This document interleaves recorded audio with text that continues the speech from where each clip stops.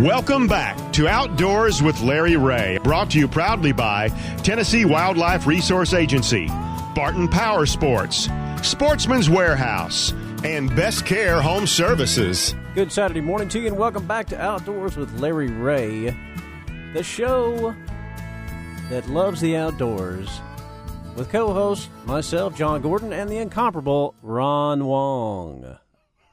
Is that not good? Is that how many radio shows has a fill-in like that? Listen to the applause. We Applause is need pretty to bad. use that all Well, we the had time. 3 guests in the room, but they just left. But that's Well, okay. they No, I missed think we out. found his new niche. He is. I'm gonna do the He intro. pauses that. He has a little routine he's got there. Like he's almost forgot what he was going to say, but it's coming. I have to improvise. I don't have anything prepared for this. Off Larry. the If cuff. you want me to start preparing, I Off can really the do cuff. some stuff. Off the cuff. Well, thank you, John. John and, of course, John and Ron are here on the second Saturday of each month on the May the 12th, the day before Mother's Day. Had a great show as we rolled along. We've talked to 2 of the greats of bass fishing, 2 of the most well-known people, and Mark Menendez and, of course, the legendary Shaw Grigsby. And we're going to shift right now to a gentleman that's really got a passion for bass fishing. I can tell that by reading up on him and everything. Coming off in a victory, Muskogee, and that is Harvey Horne. Good morning, Harvey. Good morning.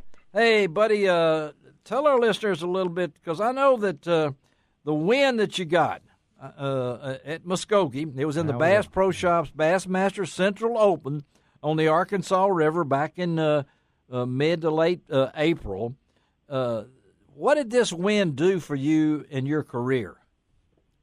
Well, pretty much solidified everything that I've been working for the last 10 years. You had a 10-year plan, didn't you? I heard you had a 10-year plan. That's right. When we moved to Bella Vista, my wife and I and our daughter, we kind of set up a plan that in 10 years I would go pro. We worked hard. It was a struggle. My wife went on to college and got her master's there at John Brown University. In Siloam Springs. While I stayed home with our kids, and that was kind of part of our deal. She would get her master's degree, and I would work on my fishing career. And you've really done that. And this win, everybody likes their first win, Harvey. And I know when you look back, and I've looked at your career here, your grandparents, Howard and Wilma Horne, they lived in southern Arkansas, and you had a chance to start fishing when you were 3 years old, which I assume you're still in diapers. Well, maybe not by then. Maybe you'd already discovered that there's those other things around this thing. But you have known for a long time, buddy, what you wanted to do, right? Yes, sir. That is correct. We started young in our family with the whole fishing sickness, I guess you'd call it. I'm glad I caught it. Yeah, Ron caught it too. He knows that, and John, he caught it early on too. Pretty fishing, early, and very early. It takes that. So, who's been the greatest influence on you? It was probably my granddad. He didn't spend a whole lot of time in the boat with me, but he would always answer my questions, and he let me learn on my own. And I think that was pretty important to me. Just being able to go out every day and learn and be on the water, that was probably the most important thing. And also, I had. Go ahead. I had, a few chores to do every day, but once I got those done, I was, at a young age, 8, 9 years old, I was out on the water by myself.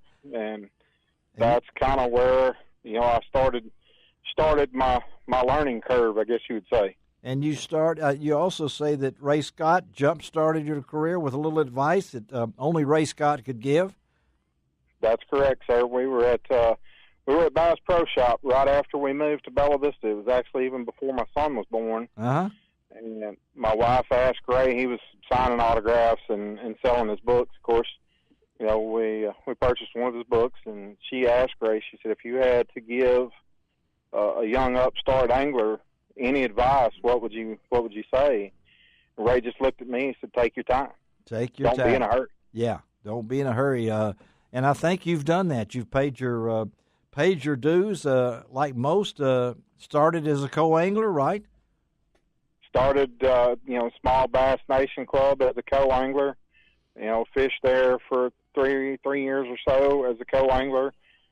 Fished some events as a co-angler in the Bass Opens, and didn't do great, but I learned a lot. Yeah. That was, that's just part of it. You've got to get out there and see what the level of competition is at that level.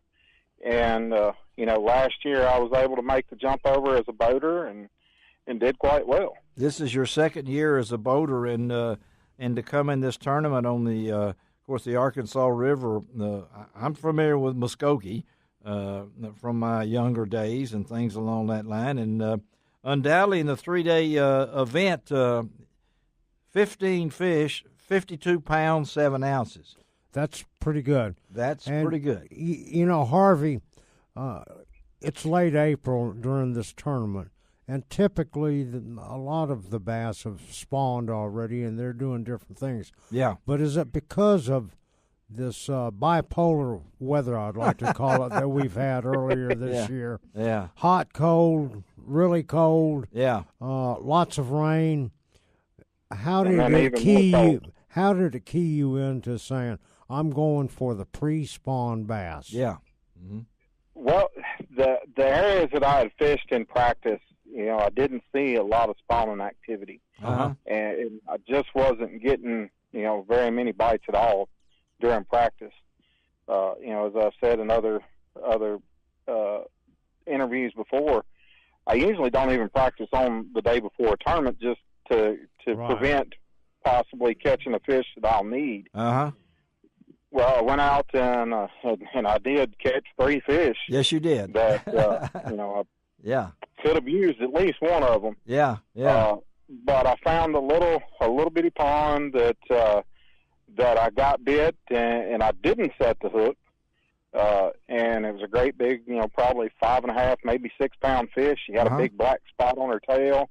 I was able to get her real close to the boat before I shook her off, and that was what I was going for. I never had any inclination that I could go to that spot the first morning and catch a full limit there. Mm-hmm. I was actually just hoping to catch that one.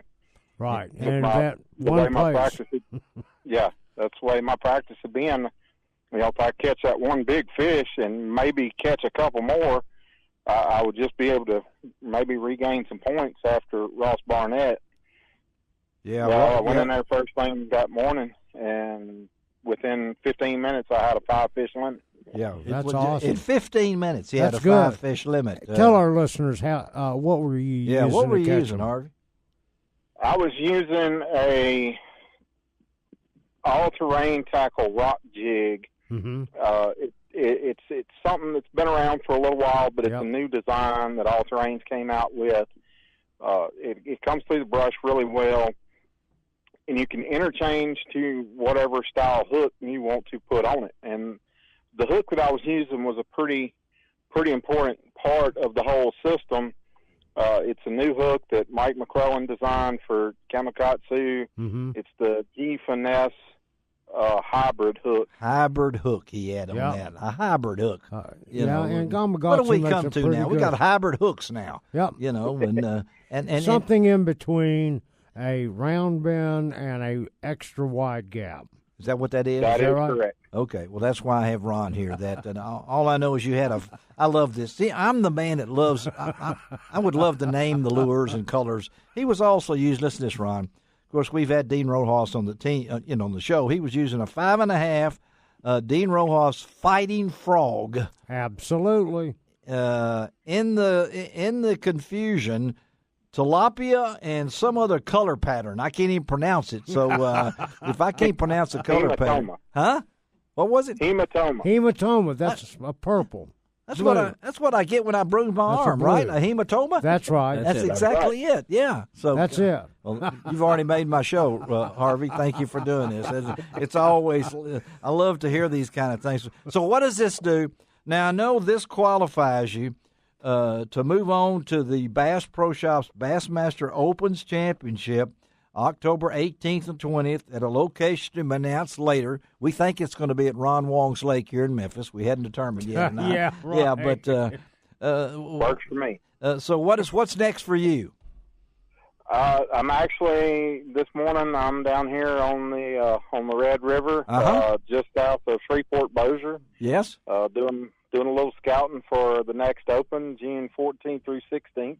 And that's down. That's out on the Red River, right? That's on the Red River. Yes, sir. Yeah, and well, you used to live in Monroe, so you ought to have a little bit of details from there. And it's changed a lot since the last hurricane, though, right?